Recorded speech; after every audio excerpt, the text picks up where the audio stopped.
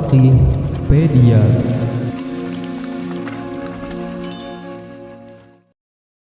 Assalamualaikum warahmatullahi wabarakatuh. Pemirsa channel Al-Faqihpedia, pada video ini kita akan merangkum 5 fakta berkaitan dengan mu'allafnya Deddy Corbuzier.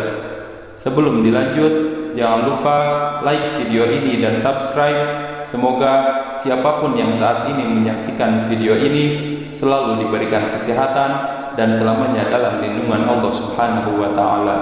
Amin ya rabbal alamin. Baik, langsung saja kita akan bahas 5 fakta berkaitan dengan mu'allafnya Deddy Corbuzier. 1.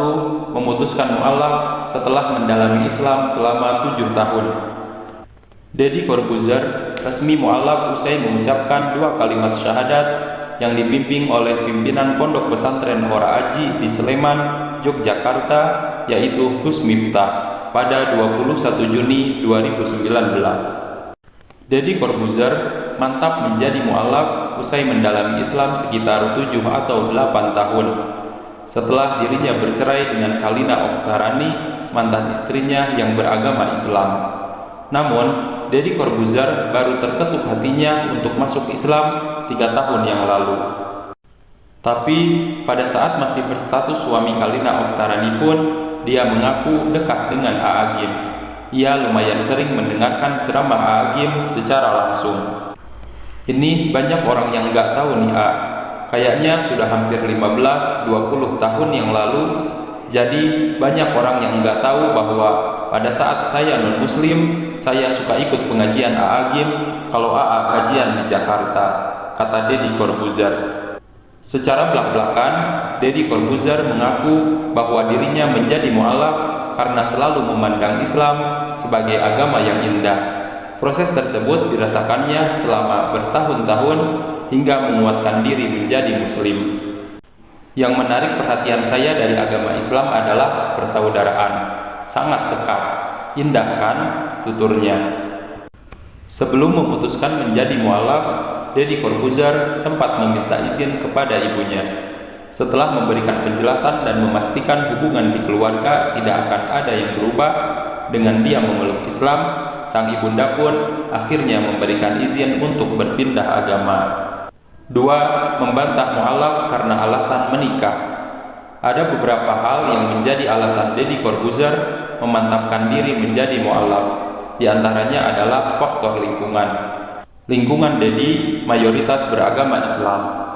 Pertama, lingkungan saya 90% agamanya muslim. Dan lingkungan saya yang muslim ini adalah muslim yang baik. Yang jelek adalah oknum, tuturnya. Deddy menjelaskan, agama yang dianut sebelumnya adalah agama yang diwariskan orang tuanya. Ia mengikuti kedua orang tuanya. Sementara Islam adalah agama pilihannya. Agama saya sebelumnya adalah agama yang diwariskan, bukan agama pilihan saya. Saya sekarang memilih agama saya, bukan diwariskan, ungkapnya. Deddy Corbuzier pun membantah kabar bahwa masuknya dia ke agama Islam karena ingin menikah dengan Sabrina Khairun Nisa, istri sahnya saat ini. Banyak yang bertanya mu'allaf karena mau nikah dan sebagainya. Saya tidak pindah agama karena wanita. Saya pindah karena hidayah, ucap Deddy Corbuzier. Cemen amat, masa pindah agama cuma buat nikah, tegasnya. 3. Membiarkan anaknya memilih agamanya sendiri. Saat ditanya apakah anaknya ikut mu'allaf, Deddy Corbuzier menjawab bahwa ia membiarkan putranya, Azka Corbuzier, memilih agamanya sendiri sesuai yang diyakininya.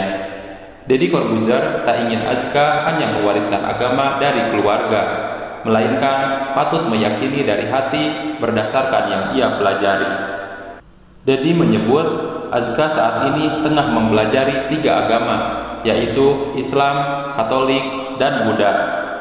Banyak orang yang mengkritiknya saat ia mu'allaf, tetapi tidak mengajak anaknya ikut mu'allaf juga. Dia pun tetap pada pendirian bahwa agama harus dipilih anaknya sendiri agar tidak menjadi paksaan. Hal yang terpenting bahwa ia berusaha mengenalkan Islam pada anaknya. 4. Rezeki semakin berlimpah setelah jadi mu'allaf. Seiring dengan keputusannya menjadi mu'allaf, rezeki Deddy Corbuzier semakin berlimpah. Ia masuk ke dalam deretan artis terkaya saat ini. Salah satu penghasilan terbesarnya adalah dari YouTube. 3 tahun lalu, saat dirinya memutuskan menjadi mu'allaf, subscriber di channel YouTube-nya masih di bawah 5 juta subscribers. 3 tahun berlalu, kini subscribersnya mencapai 21 juta. Begitu pula dengan jumlah penayangan di channelnya yang semula hanya 120 juta views, kini mencapai di atas 5 miliar views.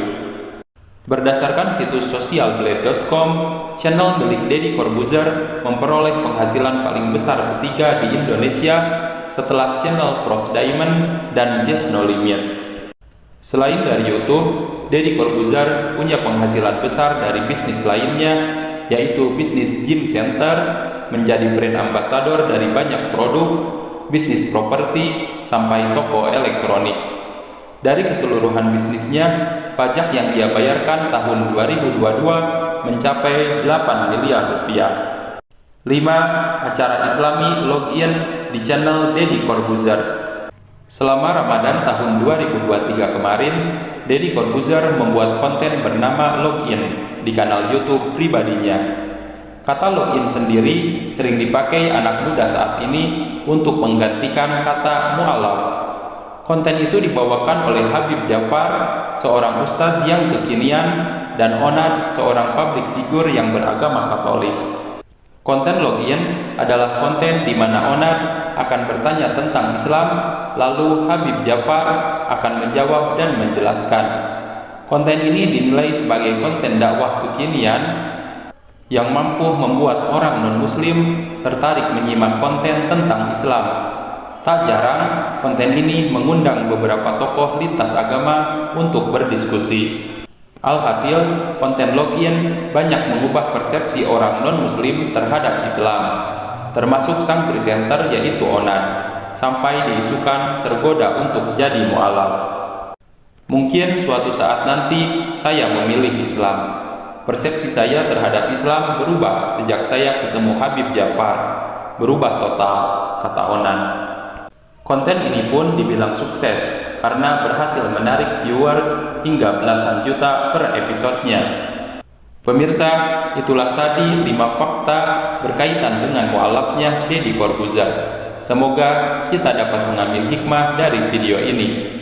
Sebelum ditutup, silahkan tulis komentar Anda dan jangan lupa like dan subscribe channel ini. Semoga siapapun yang like video ini dan subscribe, Allah lancarkan rezekinya dan dikabulkan semua hajatnya. Amin ya rabbal alamin. Wassalamualaikum warahmatullahi wabarakatuh.